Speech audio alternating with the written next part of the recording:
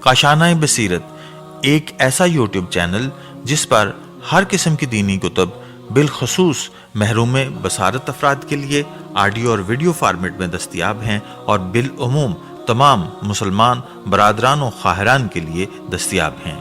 اس لیے آپ سے گزارش ہے کہ بیل آئیکن کو پریس کر کے ہمارے اس چینل کو ضرور سبسکرائب کیجیے تاکہ آئندہ آنے والی ہر کتاب آپ کو بر وقت ملتی رہے۔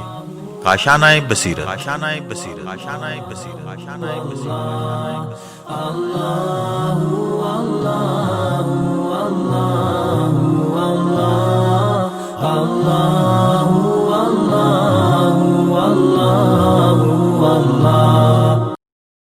بسم اللہ الرحمن الرحیم۔ السلام علیکم۔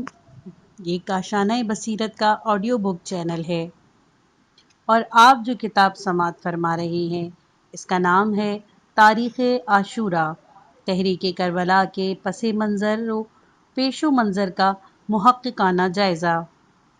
اس کے لکھنے والے ہیں ابراہیم آیتی، ترجمہ کیا ہے ایم انصاری نے، نظر ثانی رضا حسین رضوانی، کتابت اشرف راحت، مصحح کاظم علی گجراتی، مطبع سہیل پریس۔ جملہ حقوق محفوظ۔ یہ کتاب کلی یا جزوی طور پر اس شرائط کے ساتھ فروخت کی جاتی ہے کہ رقم الحروف کی پیشگی اجازت حاصل کیے بغیر یہ موجودہ جلد بندی اور سر وقت کے علاوہ کسی بھی شکل میں تجارت یا کسی اور مقصد کی خاطر نہ تو رعایتاً کرائے پر دی جائے گی اور نہ ہی دوبارہ فروخت کی جائے گی۔ علاوہ ازیں کسی آئندہ خریدار یا بطور عطیہ حاصل کرنے والے پر یہ شرط عائد نہ کرنے کے لیے بھی ایسے ہی پیشگی اجازت کی ضرورت ہوگی۔ وائی کے نفیسی، جامع تعلیمات اسلامی۔ اسلام، کیا تم نے پوری طرح سمجھ لیا کہ اسلام کیا ہے؟ یہ ایک ایسا دین ہے جس کی بنیاد حق و صداقت پر رکھی گئی ہے۔ یہ علم کا ایک ایسا منبع ہے جس سے عقل و دانش کی متعدد ندیاں پھوٹتی ہیں۔ یہ ایک ایسا چراغ ہے جس سے لاتعداد چراغ روشن ہوتے رہیں گے۔ یہ ایک ایسا بلند رہنما مینار ہے جو اللہ کی راہ کو روشن کرتا ہے۔ یہ اصولوں اور اعتقادات کا ایک ایسا مجموعہ ہے جو صداقت اور حقیقت کے ہر متلاشی کو اطمینان بخشتا ہے۔ اے لوگو، جان لو کہ اللہ تعالیٰ نے اسلام کو اپنی برترین خوشنودی کی جانب سے ایک شاندار راستہ اور اپنی ابدوت اور عبادت کا بلند ترین معیار قرار دیا ہے۔ اس نے اسے اعلیٰ احکام، بلند اصولوں، محکم دلائل، ناقابل تردید تفوق اور مسلمہ دانش سے نوازا ہے۔ اب یہ تمہارا کام ہے کہ اللہ تعالیٰ نے اسے جو شان اور عظمت بخشی ہے اسے قائم رکھو، اس پر خلوص دل سے عمل کرو، اس کے معتقدات سے انصاف کرو، اس کے احکام اور فرامین کی صحیح طور پر تعمیل کرو اور اپنی زندگیوں میں اسے اس کا مناسب مقام دو۔ امام علی علیہ السلام۔ کچھ اپنے بارے میں۔ ہر بیدار معزز شخص انسان کی فکری زندگی میں ایک عظیم تبدیلی رونما ہوتے دیکھ سکتا ہے۔ سائنس اور ٹیکنالوجی کے موجودہ دور کی توجہ کا رخ مادے سے زیادہ روح کی جانب ہے اور سائنسداں کا کائناتی شعور علت و علا، عقل کل اور قادر مطلق کے بارے میں سوچنے لگے ہیں۔ ہمیں انسانی ذہن کے مادے سے روح کی جانب اس منتقلی پر بے انتہا مسرت ہے کیونکہ یہ انسان کے روحانی ورثے کی پیش رفت کے بارے میں ہمارے مشن سے پوری مطابقت رکھتی ہے۔ ادارہ اسلامک سیمینری کا بھی بعینہ یہی مطمع ہے۔ یہ ادارہ اس روحانی ہدایت کی شمع کو روشن رکھنے کا متمنی ہے جو کہ موجودہ دور کی ترقی سے مکمل طور پر ہم آہنگ ہے۔ یہ قرآنی طرز زندگی کو اس حقیقی پاکیزگی کے روپ میں پیش کرتا ہے۔ اس سے اس طرز خیال کے حامل بہترین اشخاص کی خدمات میسر ہیں۔ یہ اسلام میں موجودہ ہر وہ مواد پیش کرتا ہے جو مکمل طور پر معتبر و مستند ہے۔ اس کی مطبوعات دور حاضر کے روحانی ضروریات کو مد نظر رکھ کر مرتب کی گئی ہیں۔ یہ ایک عالمی ادارہ ہے اور اپنے مقاصد کی تکمیل کی خاطر اس نے ایشیا، افریقہ، امریکہ، کینیڈا، یورپ اور مشرق بعید میں دفاتر قائم کیے ہیں۔ انشاءاللہ ادارہ اسلامک سیمینری علم کا ایک ایسا دوامی چشمہ فیض ثابت ہوگا جس سے شائقین جی بھر کر اپنی روحانی پیاس بجھا سکیں گے۔ جامع تعلیمات اسلامی قارئین گرامی، یہ کتاب ادارہ جامع تعلیمات اسلامی کی مطبوعات میں سے ہے۔ اس ادارے کی مطبوعات کی تیاری کا مقصد دور حاضر کی روحانی ضروریات کو پورا کرنا ہے اور بالخصوص اسلامی طرز فکر کو اجاگر کرنا۔ اس ادارے نے اس بات کی پوری کوشش کی ہے کہ فقط وہی مواد پیش کیا جائے جو مستند ہو۔ اس کتاب کی تیاری میں بھی یہی احتیاط برتی گئی ہے اور ایسی معلومات بھی شامل کی گئی ہیں جو بہت گراں قدر ہیں۔ آپ سے گزارش ہے کہ اس کتاب کے مطالعہ اسی نقطہ نگاہ سے کریں کہ جس کے تحت ہی لکھی گئی ہے۔ آپ سے یہ بھی استدعا ہے کہ ہماری مطبوعات پر اپنی بے لاگ آراء تحریر فرما کر بھیجیں جو بڑی خوشی سے اور شکریہ کے ساتھ قبول کی جائیں گی۔ دعوت اسلام کے فروغ دینے کا ایک ایسا کام ہے جس کی انجام دہی کے لیے ہم سب کو تعاون کرنا چاہیے۔ ادارہ آپ کو اس کار خیر میں شرکت کی دعوت دیتا ہے تاکہ اس ارشاد ربانی کی تعمیل ہو سکے۔ اے رسول، کہہ دیجئے میں تمہیں بس ایک ہی نصیحت کرتا ہوں اور وہ یہ کہ اللہ کی خاطر اجتماعی یا انفرادی طور پر قیام کرو، پھر غور کرو۔ دعا ہے کہ اللہ تعالیٰ کی رحمتیں آپ پر نازل ہوں گی۔ تعاون کے طلبگار، سیکریٹری اور نشر و اشاعت ڈاکٹر محمد ابراہیم آیتی۔ ڈاکٹر آیتی 1333 ہجری قمری میں ایران کے ایک شہر بیر جند میں پیدا ہوئے۔ ابتدائی تعلیم اپنے آبائی شہر میں حاصل کی، پھر مشہد مقدس میں وارد ہوئے اور وہاں روایتی علوم کی تحصیل میں مشغول رہے، حتیٰ کہ 1317 میں ان علوم میں سند فراغت پا کر اپنے شہر بیر جند کو لوٹ آئے۔ بعد میں آپ نے وہاں درس و تدریس کے وعظ و ارشادات کا سلسلہ شروع کیا جو مسلسل 9 سال یعنی 1320 سے 1329 شمسی تک جاری رہا۔ 1329 میں شمسی میں آپ بیرجند سے تہران آ گئے اور وہاں یونیورسٹی کے معقولات اور منقولات کے شعبے میں درس دینے لگے اور اس یونیورسٹی کی طرف سے 1340 میں شمسی میں آپ کو ڈاکٹریٹ کی ڈگری عطا کی گئی۔ اپنے علم و فضل اور تحقیق و جستجو کے اعتبار سے ڈاکٹر آیتی واقعی ایک آیت اور حجت تھے۔ ان کی زندگی دین اور علم کی پرخلوص خدمت سے عبارت ہے۔ وہ ہمیشہ ایک ذمہ دار، جانثار اور بے لوث مجاہد کی حیثیت سے صف اول میں رہ کر اپنے فرائض منصبی انجام دیتے رہے۔ موت العالم کے مصداق ڈاکٹر آیتی کی وفات علمی دنیا کے لیے ایک عظیم نقصان ہے۔ یہی وجہ ہے کہ ان کی موت پر ان کے عزیز دوستوں، ساتھیوں اور شاگردوں کے علاوہ دنیا بھر کے علمی حلقوں میں گہرے رنج و غم کا اظہار کیا گیا اور ممتاز علماء نیز قوم کے ہر طبقے کے لوگوں نے ان کے جنازے میں شرکت کی اور انہیں قم کے قریب ابو حسین نامی قبرستان میں سپرد خاک کر دیا گیا۔ آسماں تیری لحد پر شبنم افشانی کرے۔ ڈاکٹر آیتی مرحوم کی مندرجہ ذیل تصانیف ان کے علمی تحبر کا زندہ ثبوت ہیں۔ مطبوعہ کتابیں: سرمایہ سخن، فہرست ابواب و فصول، اسفار، اندلس، ترجمہ افکار جاوید محمد، ترجمہ آئین اسلام، ترجمہ مجلد اول تاریخ یعقوبی، ترجمہ جہان در قرن بیمستم، تصحیح و تنسیق مصنوی مقالات الابرار، بررسی تاریخ عاشوراء، تصحیح مجلد صوم و چہارم، تفسیر شرعی لاہجی۔ غیر مطبوعہ کتابیں: تاریخ اسلام بزبان فارسی، شہدائے اسلام بزبان عربی، خطابات رسول اکرم صلی اللہ علیہ وآلہ وسلم بزبان عربی۔ زیر نظر کتاب تاریخ عاشوراء ڈاکٹر آیتی مرحوم کی مفید ترین کتابوں میں سے ہے جس میں انہوں نے علمی و تاریخی تحقیق کی روشنی میں عاشوراء کے اسباب، حالات اور ان کے نتائج پر گراں قدر بحث کی ہے۔ ان کی شخصیت کو خراج تحسین پیش کرتے ہوئے آیت اللہ مرتضیٰ مطہری نے فرمایا: میں جرات کر کے یہ بات کہہ سکتا ہوں کہ شاید پورے ایران میں ایسا کوئی شخص نہیں جس کو صدر اسلام کی تاریخ پر ایسا عبور حاصل ہو، جیسا مورخ و محقق ڈاکٹر آیتی کو ہے۔ ڈاکٹر صاحب جو بات کہتے ہیں وہ سند ہوتی ہے، لیکن اب اس کا کیا علاج کہ آپ لوگوں کو تحقیقی بات سننے کی عادت ہی نہیں۔ پھر اسوائے حسین کی تشنہ ہے کائنات، وہ عزم حق وہ صولت کردار چاہیے۔ آسان نہیں ہے معرفت راز کربلا، دل حق شناس دیدہ بیدار چاہیے۔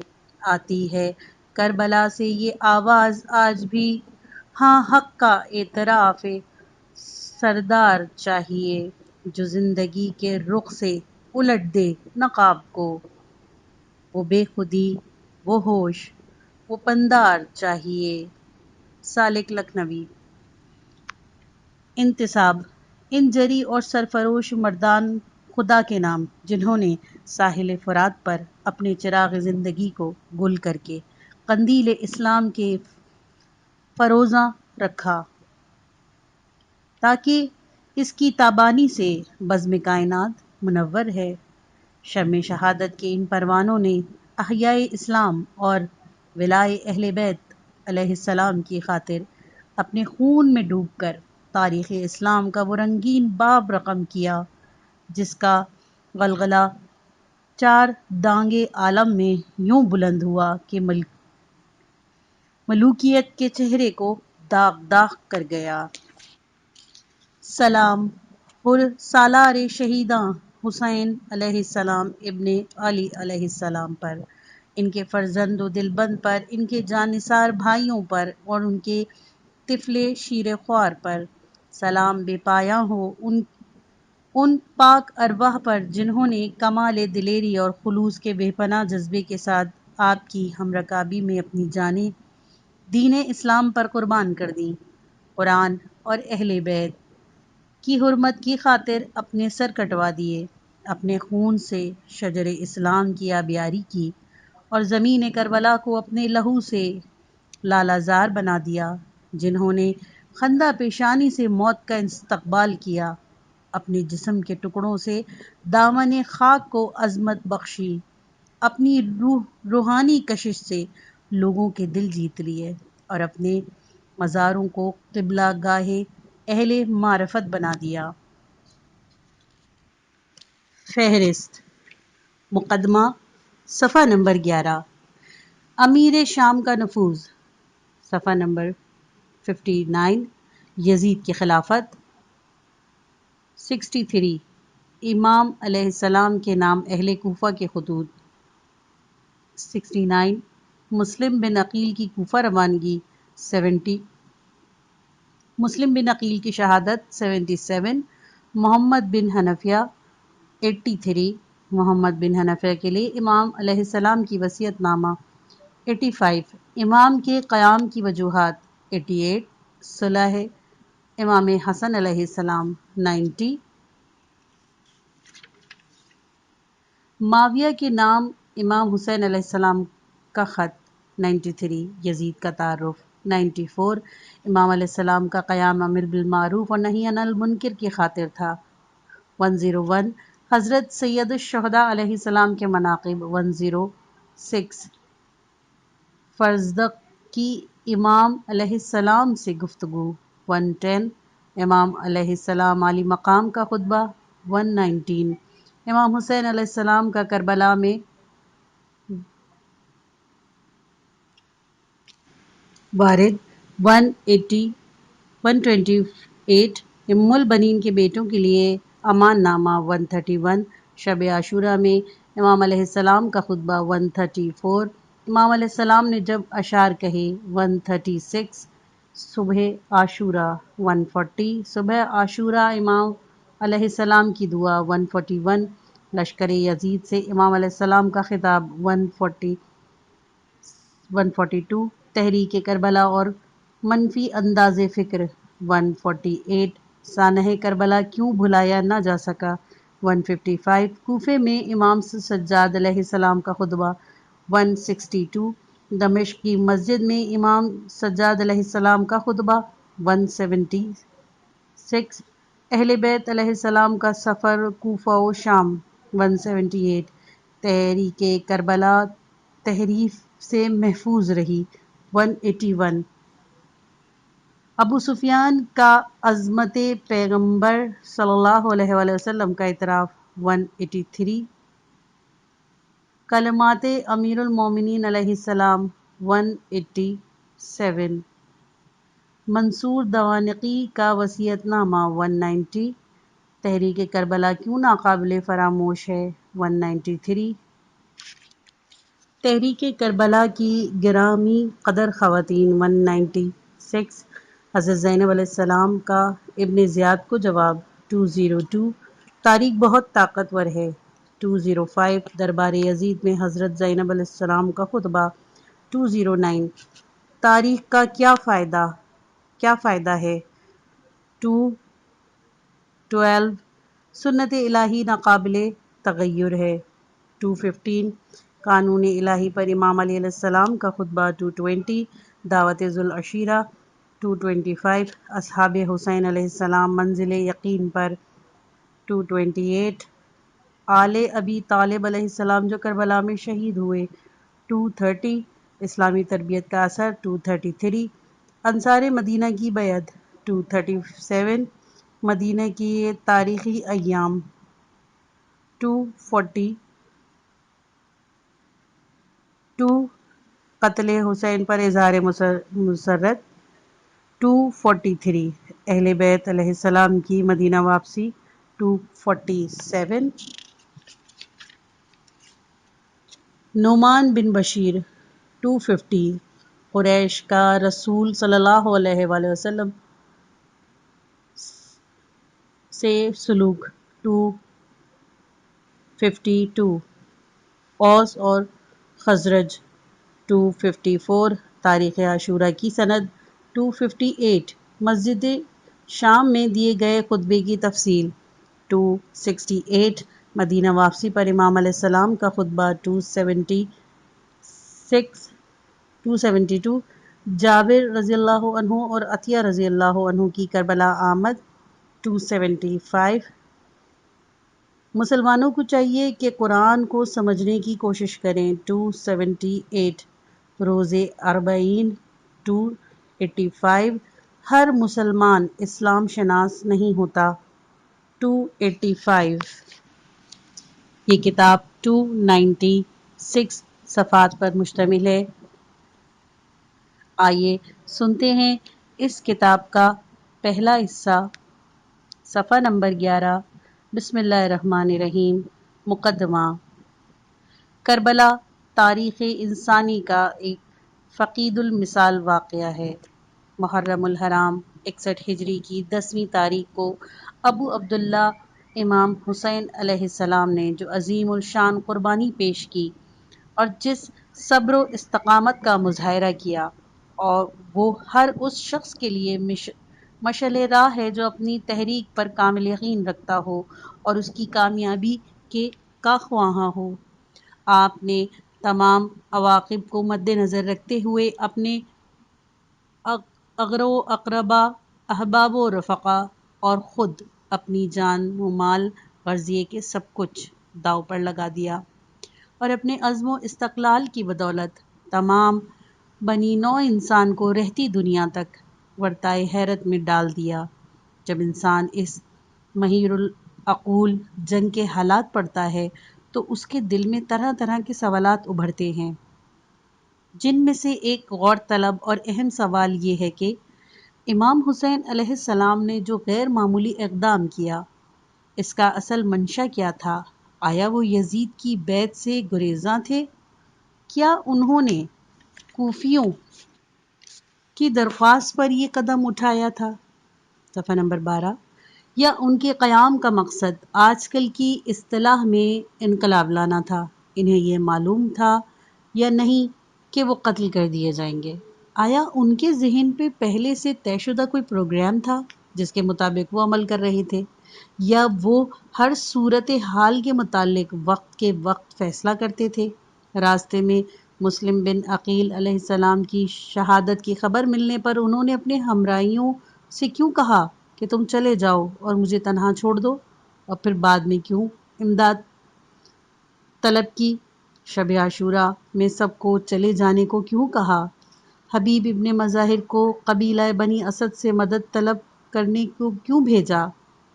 عبید اللہ بن حر جعفی کی قصر میں بنی مقاتل سے کیوں مدد مانگی؟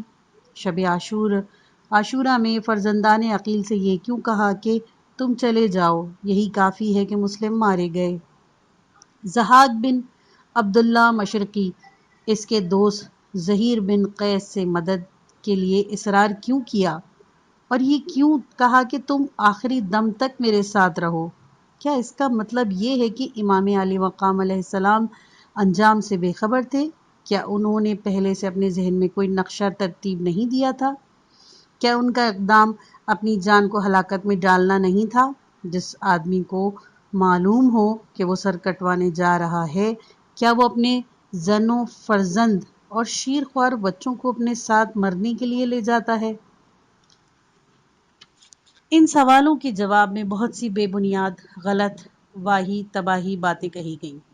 کچھ نے کہا کہ چونکہ امام حسین علیہ السلام یزید کی بیعت کے لیے تیار نہیں تھے، اسی لیے وہ خوف کی وجہ سے یہ سمجھ کر مدینے سے مکہ چلے آئے کہ مکہ جائے امن ہے، آپ وہیں قیام کرنا چاہتے تھے، لیکن اتفاق ایسا ہوا کہ اہل کوفہ نے انہیں بلاوے پر بلا بھیجا، صفحہ نمبر 13، اور بھرپور امداد کا یقین دلایا۔ آپ کو خود بھی اندیشہ تھا کہ کہیں کوئی کعبے کی حرمت کو نظر انداز کر کے حملہ ہی نہ کر بیٹھے، لہٰذا آپ نے اہل کوفہ کی دعوت قبول کر لی اور کربلا کی طرف روانہ ہو گئے۔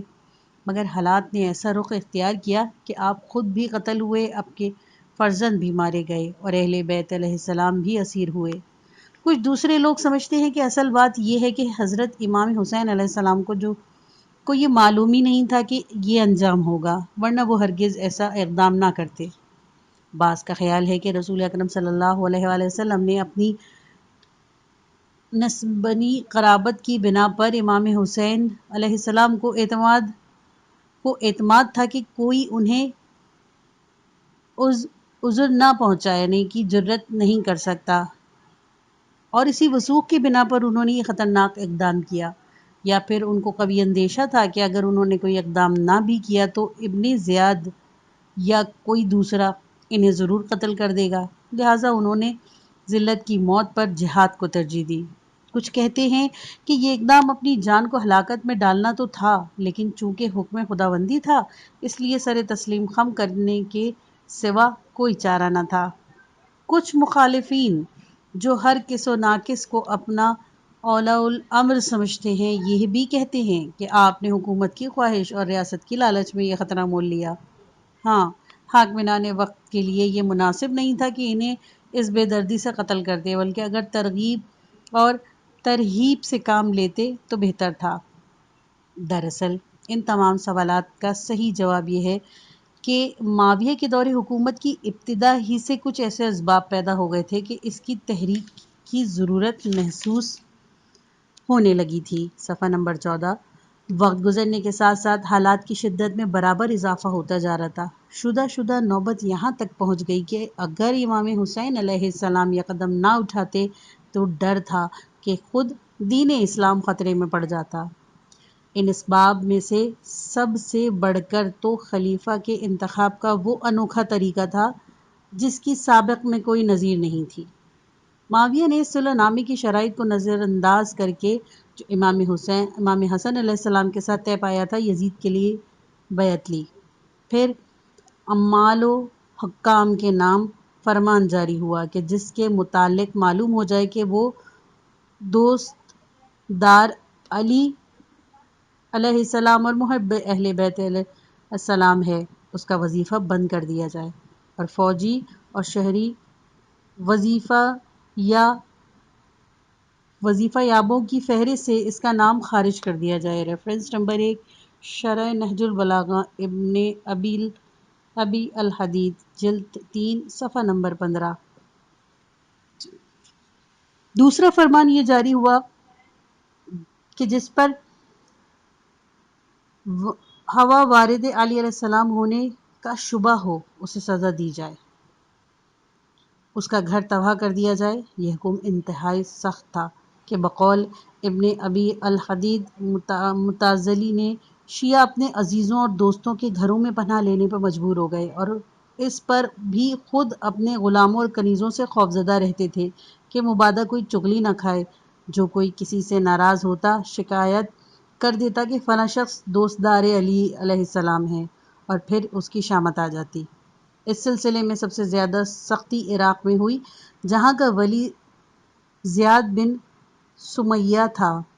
ستم بالائے ستم یہ کہ ہر جگہ جمعہ کے خطبوں میں اور دیگر موقعوں پر امام علی علیہ السلام پر ان کی درخشندہ اسلامی خدمات کے باوجود سب و شتم کیا جاتا اور معاویہ اور یزید کی تعریف و توصیف کی جاتی۔ عراق کے والی زیاد بن سمیہ کو بھی یہ حکم ملا کہ جس شخص کے متعلق معلوم ہو جائے کہ یہ شیعہ ہے، صفحہ نمبر 15، اس کی شہادت قبول نہ کی جائے، اور اگر وہ کسی شخص کو پناہ دے تو اس کی دی ہوئی پناہ کا اعتبار نہ کیا جائے۔ حجر بن عدی رشید ہجری اور ان کے دوسرے 11 ساتھیوں پر کیا کیا بلائیں نازل نہیں ہوئیں۔ ان میں سے 6 بہترین افراد قتل ہوئے، کئی کے ہاتھ اور پاؤں کاٹ کر آنکھوں میں سلائی پھیر دی گئی، کئی کو زندہ درگور کر دیا گیا، اور کوئی زور سے سانس بھی لیتا تو اسے قتل عثمان میں ملوث قرار دے دیا جاتا۔ سادہ لوح کی تو ہر زمانے میں ہی کثرت ہی رہتی ہے۔ لوگ یقین کر لیتے ہیں کہ خون ناحق میں شریک واقعی اس سزا کے مستحق تھے۔ ایک طرف تو بنی امیہ کے حامی زہر پاشی کر رہے تھے، اور دوسری طرف خارجی جو علی علیہ السلام اور معاویہ دونوں سے دشمنی رکھتے تھے، معاویہ کے بارے میں تو مارے ڈر کے خاموشی اختیار کر لیتے، ہاں امیر المومنین علیہ السلام کے خلاف دیدہ دلیری سے زہر اگلتے تھے۔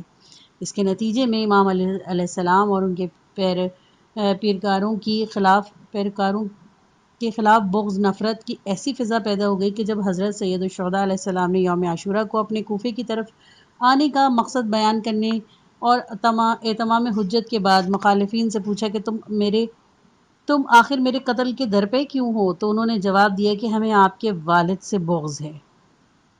مصیبت یہی نہیں تھی کہ عوام کی اکثریت نو مسلم ہونے کے سبب بآسانی مخالفانہ پروپیگنڈے کا شکار ہو گئی تھی، بلکہ ناواقفیت کی وجہ سے اکثر لوگوں کو صورتحال کا صحیح اندازہ تک نہیں تھا۔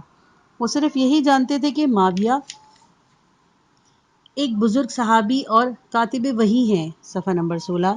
اسی لیے ان لوگوں نے نہ صرف جنگ صفین کے موقع پر ان کے خلاف مارکہ آرائی سے گریز کیا، بلکہ امام حسن مجتبی علیہ السلام کو بھی صلح پر مجبور کیا۔ نصر بن مزاحم نے کتاب صفین میں اپنی سند سے عثمان بن حکم فزاری سے روایت کی ہے کہ ہم صفین میں حضرت عمار بن یاسر رضی اللہ عنہ کے لشکر میں شامل تھے۔ ایک دن ظہر کا وقت تھا، ہم بے سرخ چادر نیزوں پر تانی ہوئی تھی اور اس کے سائے میں آفتاب کی تپش سے پناہ لے رکھی تھی۔ ناگاہ ایک شخص لشکر کے صفوں کو چیرتا ہوا ہمارے پاس آیا اور پوچھا کہ تم میں عمار بن یاسر کون ہے؟ حضرت عمار رضی اللہ عنہ نے اپنا تعارف کرایا تو اس نے کہا کہ اے ابو یقظان، حضرت عمار کی کنیت، مجھے ایک بات کہنی ہے، سب کے سامنے کہوں یا تنہائی میں؟ حضرت عمار نے کہا سب کے سامنے کہو تو بہتر ہے۔ اس شخص نے کہا جب میں اپنے گھر سے چلا تو مجھے یقین تھا کہ معاویہ اور ان کے ساتھی گمراہی کے راستے پر ہیں، مگر یہاں آیا تو دیکھا کہ وہ بھی ہماری ہی طرح اذان دیتے ہیں، ان کا مؤذن بھی اشہد ان لا الہ الا اللہ و اشہد ان محمدن رسول اللہ کہتا ہے، وہ بھی ہماری طرح نماز پڑھتے ہیں اور ہماری طرح دعا مانگتے ہیں، ان کی کتاب بھی قرآن ہے، ان کے اور ہمارے رسول صلی اللہ علیہ وآلہ وسلم ایک ہی ہیں۔ جب میں نے یہ صورت دیکھی تو مجھے تعجب ہوا اور میں بے چینی ہونے لگی۔ صبح کو میں امیر المومنین علیہ السلام کی خدمت میں حاضر ہوا اور صورت حال بیان کی تو آپ نے فرمایا کیا تم عمار بن یاسر رضی اللہ عنہ سے ملے ہو؟ میں نے کہا نہیں۔ آپ نے کہا ان سے ضرور ملاقات کرو اور وہ جو کہیں مان لو۔ اب میں آپ کے پاس آیا ہوں، دیکھوں آپ کیا کہتے ہیں، صفحہ نمبر 17۔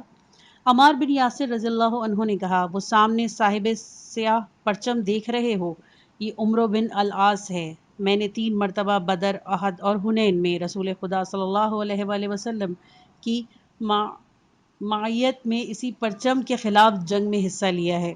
اب یہ 4تھی بار جنگ میں شرکت کر رہا ہوں اور اس دفعہ حالت کچھ پہلے سے بدتر ہی ہے۔ ریفرنس نمبر 1 کتاب سفین طبع دوم مصر صفحہ 320 و طبع ایرانو صفحہ 122۔ اس کتاب میں نصر بن مزاحم ہی کی روایت ہے کہ عبداللہ بن مسعود کے کچھ ساتھی جن میں عبیدہ سلیمانی وغیرہ بھی شامل تھے، امیر المومنین علیہ السلام کی خدمت میں اس وقت حاضر ہوئے جب آپ صفین میں تشریف لے جا رہے تھے۔ کہنے لگے کہ ہم آپ کے ساتھ صفین چلنے کے لیے تیار تو ہیں، لیکن آپ کے لشکر میں اس وقت تک شامل نہیں ہوں گے جب تک ہمیں یقین نہ ہو جائے کہ کون سا گروہ حق پر ہے۔ ایسا ہی کچھ اور لوگ بھی امیر المومنین علیہ السلام کا ساتھ دینے پر آمادہ نہیں تھے اور کہتے تھے کہ ہمیں اس جنگ کے بارے میں شک ہے۔ ریفرنس نمبر 2 کتاب سفین طبع مصر صفحہ نمبر 115 طبع ایران صفحہ 23۔ ان روایات سے معلوم ہوتا ہے کہ مسلمانوں کی اکثریت تذبذب میں مبتلا رہی اور معاویہ بن ابو سفیان کو بزرگ صحابی سمجھ کر ان کے خلاف جنگ سے کتراتی تھی۔ اب تو واقعہ صفین کو بھی 20 سال گزر چکے تھے۔ ماندانہ پروپیگنڈا زوروں پر تھا۔ امام علی بن ابی طالب علیہ السلام پر جو شیعہ سنی ہر دو فریق کی روایت کے مطابق سب سے پہلے ایمان لائے تھے، سب و شتم کا بازار گرم تھا۔ کچھ لوگ تو شاید حضرت علی علیہ السلام کو گالیاں دینا اور اپنا ایسا فرض سمجھتے تھے کہ نمازی کی نماز چھوٹ جائے لیکن ان کی گالیاں قضا نہ ہوں۔ یہ پارٹ ختم ہوا۔ کتاب کا اگلا حصہ سننے کے لیے نیکسٹ پارٹ سنیے۔